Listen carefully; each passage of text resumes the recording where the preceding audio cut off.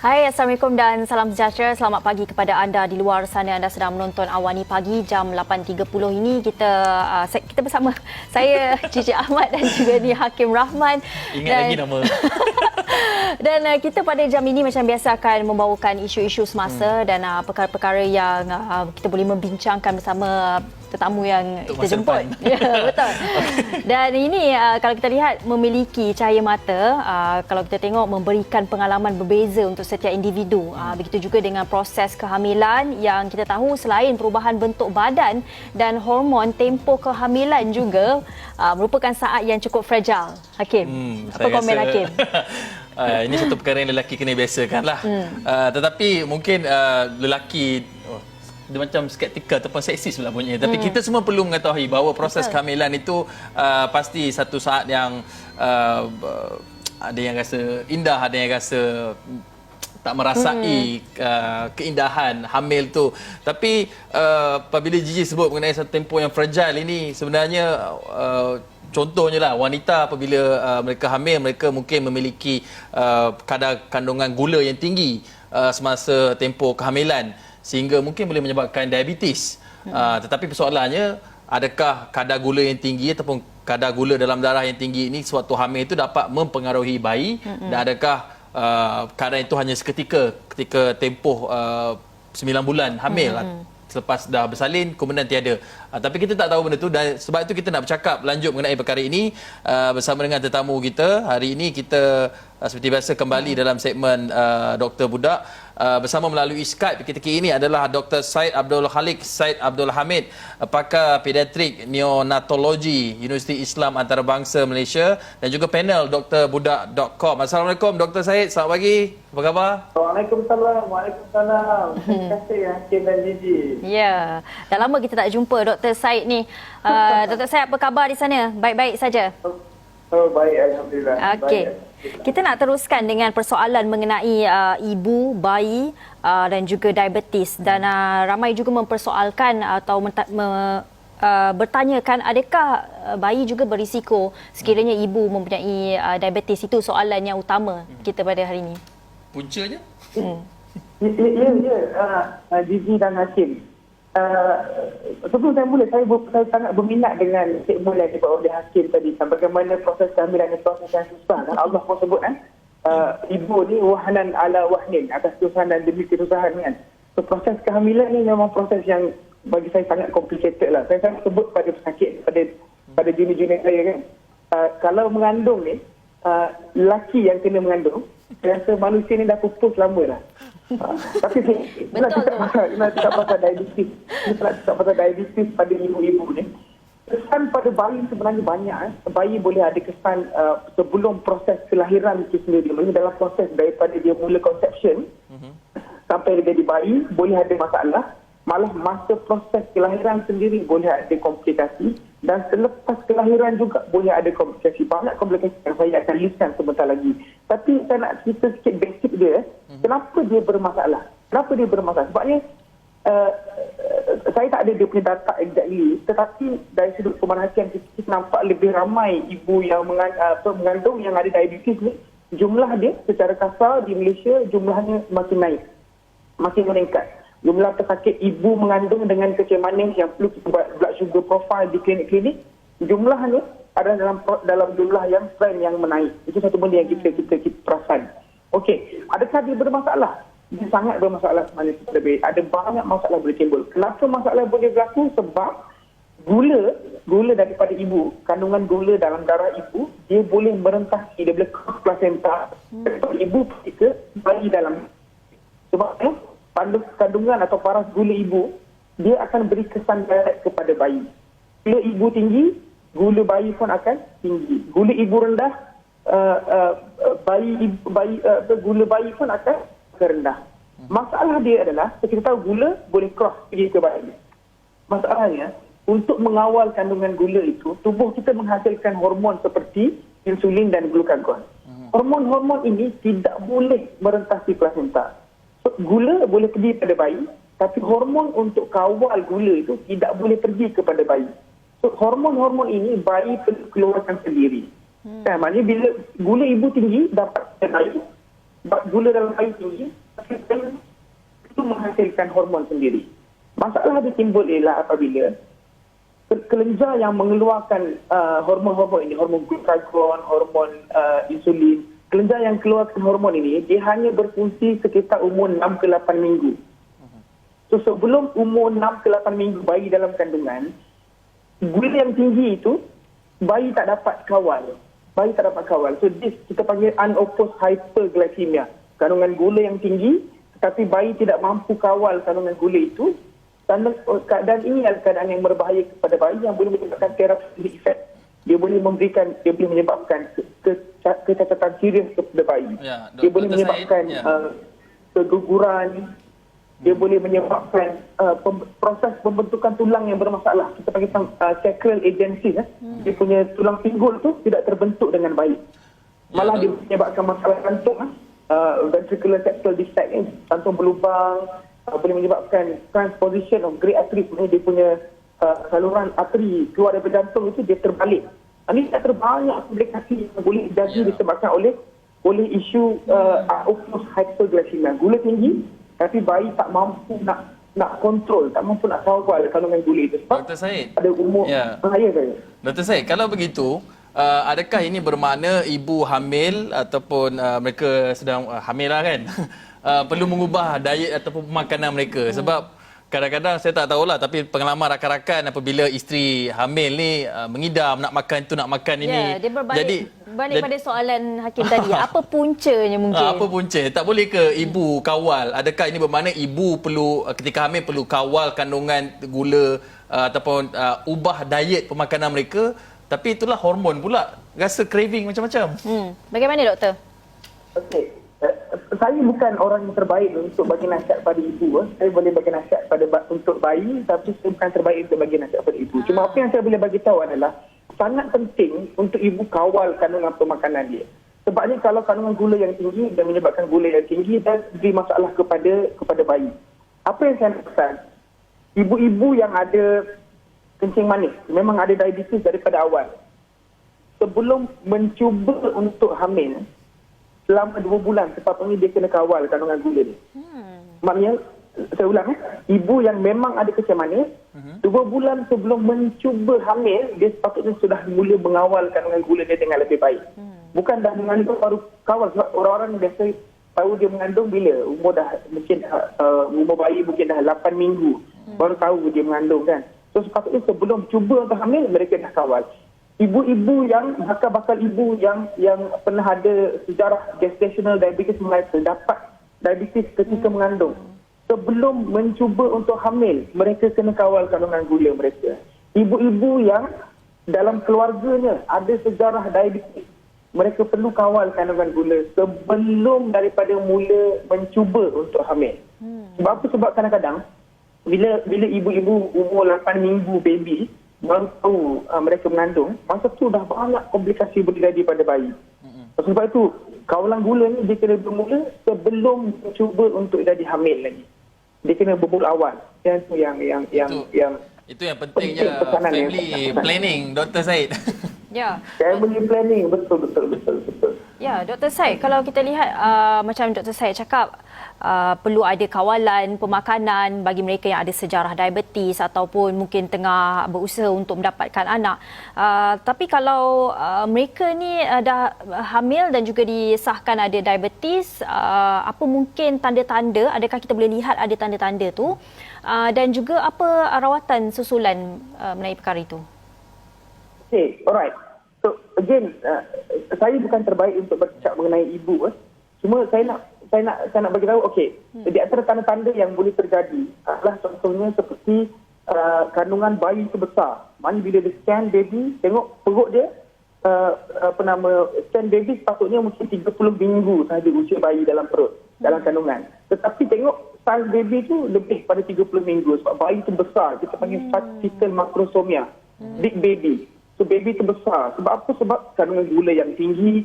Dan kita tahu insulin ni dia ada faktor, dia ada efek macam growth factor. So dia akan menyebabkan bayi itu besar. So kadang-kadang kita tengok bayi itu lebih besar daripada usia kandungan dia. Itu di antara masalah yang boleh terjadi. Itu di antara tanda-tanda yang kita boleh lihat. Kadang-kadang dia punya air mentuban tu, jumlah dia kurang daripada yang sepatutnya. Jadi dia ada tanda-tanda yang kita boleh lihat dari ibu. Kalau ada tanda-tanda ini, ia menunjukkan kandungan gula ibu tu tidak terkawal dengan baik. Boleh tak saya sebut sikit apa yang boleh jadi pada bayi? Sebab bayi ni, dia boleh jadi sebelum lahir, saya sebut dah sikit tadi, masalah pembentukan tulang, masalah pembentukan jantung dan sebagainya.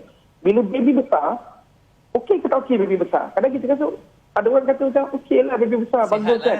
Tapi tidak. Baby besar ni masalah.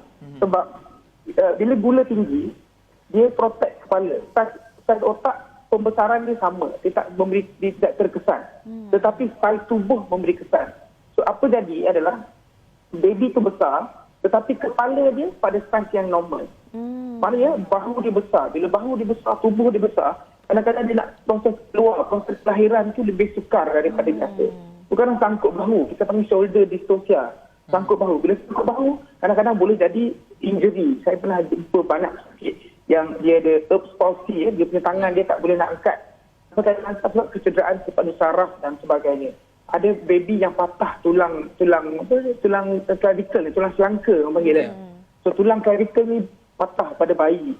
Ada banyak komplikasi sebab bayi ni besar. So lepas tu jantung dia pula bukan setakat boleh abnormal, ada congenital, kerana dia boleh jantung dia lebih besar, obstruktif cardiomyopathy. Kadang-kadang bukan setakat baby besar, baby boleh kecil juga. Bukan setakat baby besar, baby boleh kecil. Kenapa boleh kecil? Sebabnya yang besar tu adalah uri, placenta tu besar. Bila placenta tu besar, baby dia kita panggil placenta insufficiency. Sejumlah yang kita dapat pada baby tu kurang, jumlah gula, jumlah apa semua, baby tak dapat membesar dengan baik disebabkan oleh placenta punya isu. So baby boleh kecil, so baby boleh besar dan baby juga boleh kecil. Dan kecil manis ni dia efek pada banyak benda lain. Contohnya risiko untuk RDS, respiratory distress syndrome, pada bayi lebih tinggi pada bayi-bayi yang ibunya ada kecil manis. Maknanya baby kadang perlu bantuan pernafasan, kita perlu bagi surfactant dan sebagainya. So kadang ada bayi yang memerlukan bantuan mesin, penafas dengan mesin sebab ibunya kecil manis. Bukan setakat itu, satu lagi benda saya sebut tadi, baby hasilkan insulin kan. So gula ibu tinggi, gula tu masuk ke baby terpaksa hasilkan insulin. So masa baby dalam kandungan, baby dah biasa merembeskan insulin yang tinggi. So bila baby lahir, apa jadi? Bila baby lahir, tali pusat kita potong kan? Dipotong dan baby tak dapat dah kandungan gula tinggi daripada ibu. So apa kesannya? Pankreas baby dah biasa menghasilkan insulin yang tinggi. Tapi sekarang baby hanya dapat gula daripada susu. So gula daripada susu tidak sama dengan gula dalam darah ibu. So gula dalam susu itu lebih rendah. So, apa kesan dia? Kan, baby dah hasilkan insulin yang tinggi, gula dah rendah. Kesan dia adalah baby boleh hypoglycemia, kandungan gula dia rendah. Ini masalah. Gula tinggi masalah, gula rendah lagi masalah. Ya, Dr. Syed, pastinya soal keadaan bayi selepas dilahirkan itu salah satu lagi tempoh yang cukup kritikal. Selain daripada 9 bulan hamil tu, yalah, tapi kadang-kadang mungkin terlepas pandang ataupun kurang beri perhatian sehingga kita tak perasan pun kandungan gula dalam badan itu tinggi kan. Tapi kalau dapat dilahirkan, alhamdulillah, sekiranya tiada masalah. Satu lagi yang akan timbul adalah penjagaan bayi pula. Bagaimana keadaan bayi itu? Yang itu kita nak cakap selepas ini, Dr. Syed, tapi kita perlu berhenti seketika. Kembali selepas ini.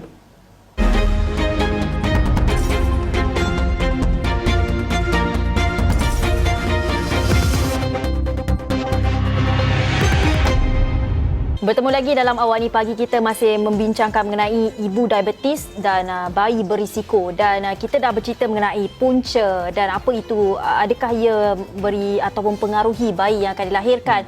Dan kita bersama Dr. Syed lagi. Dr. Syed, kita teruskan perbincangan kita mengenai dengan apa yang Dr. Syed terangkan tadi, bahawa risiko-risiko yang ada selepas bayi dilahirkan. Mungkin selain pada risiko-risiko itu, apa mungkin ya, kita faham bayi itu dilahirkan begitu, menghasilkan insulin yang tinggi, tetapi bagaimana sebenarnya rawatan ataupun apa yang boleh diambil, langkah berjaga yang boleh dilakukan oleh ibu bapa? Okey, alright. Terima kasih Gigi. Okey, Yang pertama macam saya sebut tadi, yang pertama dia pengawalan dia kena bermula sebelum cuba untuk hamil. Itu yang pertama.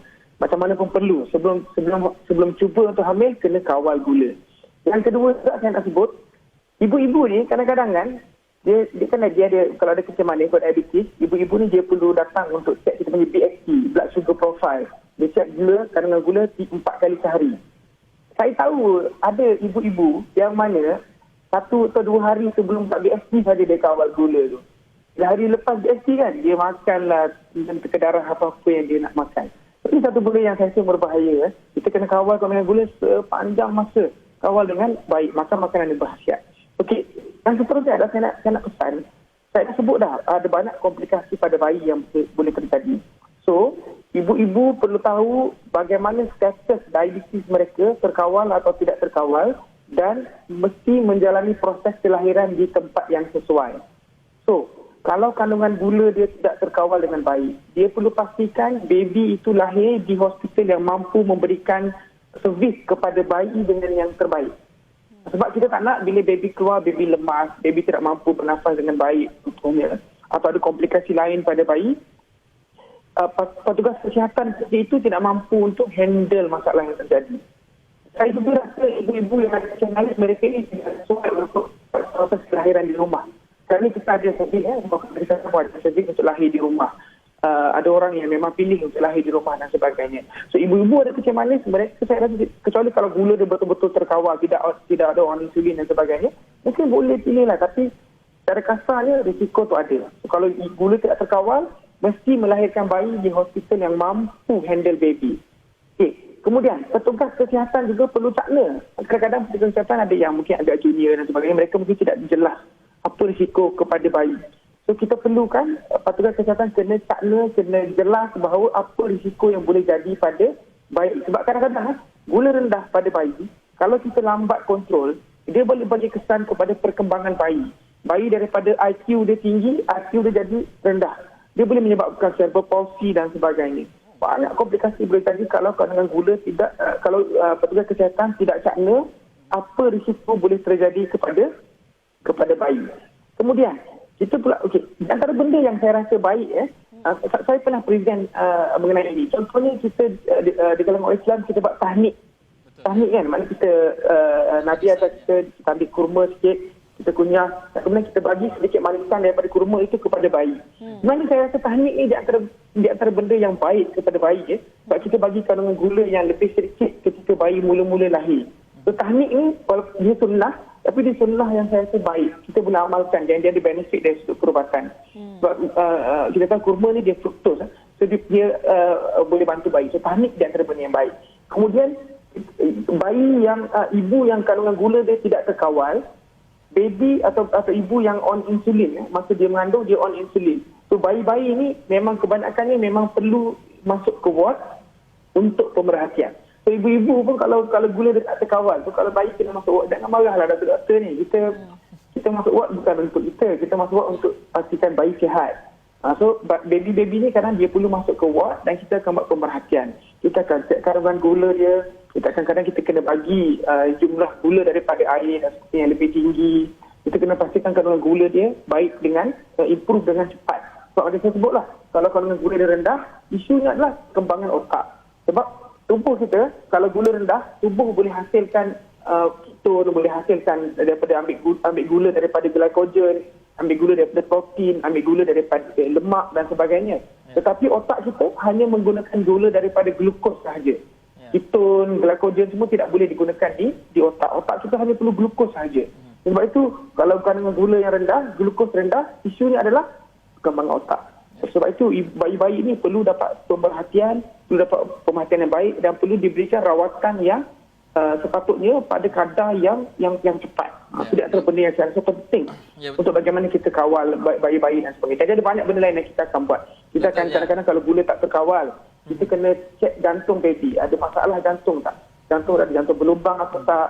Ada bahagian jantung yang bengkak.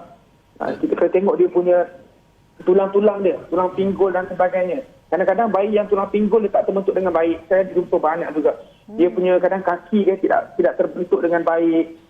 bayi-bayi ni kadang dia tidak boleh, kaki bawah pinggul dia tak boleh gerak. So kaki dia tak boleh gerak dengan baik. Dia memang Dr. Syed. sampai besar memang faulty lah. Tak boleh gerak kaki Dr. dia. Syed, itu Dan ada yang perlu Dr. Syed, itu antara keadaan bayi tersebut lah. Tapi kita ada beberapa minit lagi. Yang pertamanya, seawal usia berapa bulan untuk ibu bapa ataupun petugas kesihatan dapat mengesan kejanggalan pada bayi yang dilahirkan ini, dan apa mungkin langkah yang boleh diambil oleh ibu bapa selain daripada satu, kena pastikan kadar gula tu rendahlah sebelum merancang untuk hamil. Tetapi kadang-kadang mungkin ada yang ketika hamil barulah dia dapat kandungan gula tu yang tinggi dalam badan. Jadi apa yang boleh mereka lakukan? Pertama, apa yang rawatan seawal usia berapa kepada bayi, dan sewaktu ibu mengandung apa yang mereka boleh lakukan?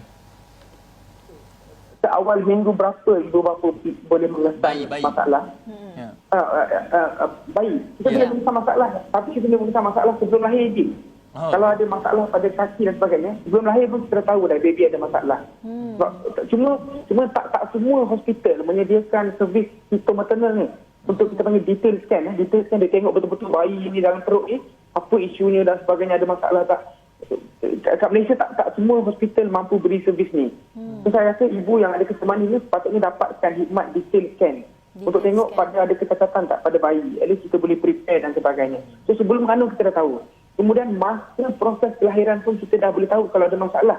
Sebab kalau baby susah nak keluar, kadang-kadang dia terpaksa Mac Roberts punya, dia terpaksa pusingkan baby untuk keluarkan bahu dan sebagainya. So masa proses kelahiran tu kita dah boleh nampak dah. Kadang bayi dia tak angkat tangan dia. Sebelah tangan dia tak angkat. Sebelah tangan dia gerak macam biasa. Sebelah tangan ni dia tak angkat tangan dia. Sebab mungkin ada patah tulang clavicle dia. Ataupun mungkin ada saraf dia ada tertekan atau ada cross injury pada saraf dia dan sebagainya. Injury tu boleh injury yang sementara, boleh injury yang kekal. Kalau injury kekal tu masalah kita, dia jadi Erb's palsy kita panggil, dia tak boleh angkat tangan dia. Dan itu di antara yang kita boleh nampak. Kadang-kadang baby ni bila dia ada RDS, respiratory distress syndrome, mereka tidak mampu bernafas dengan baik. Dia nafas laju, dia ada bunyi grunting dia. Itu. Dan bila lahir kita boleh nampak kaki dia macam mana, pembentukan kaki dia macam mana, dia boleh angkat kaki dua-dua macam biasa atau tak, dia boleh kawal dia punya macam mana dia punya anal tone dia, tempat keluar najis tu boleh dikawal atau tak, muscle dia bagus atau tak bagus. Kita boleh tengok benda-benda macam tu. So seawal kelahiran itu kita dah boleh tahu baby ada masalah atau tidak. Dan benda tu yang kita kena perhatikan sampai baby besar sedikit lah.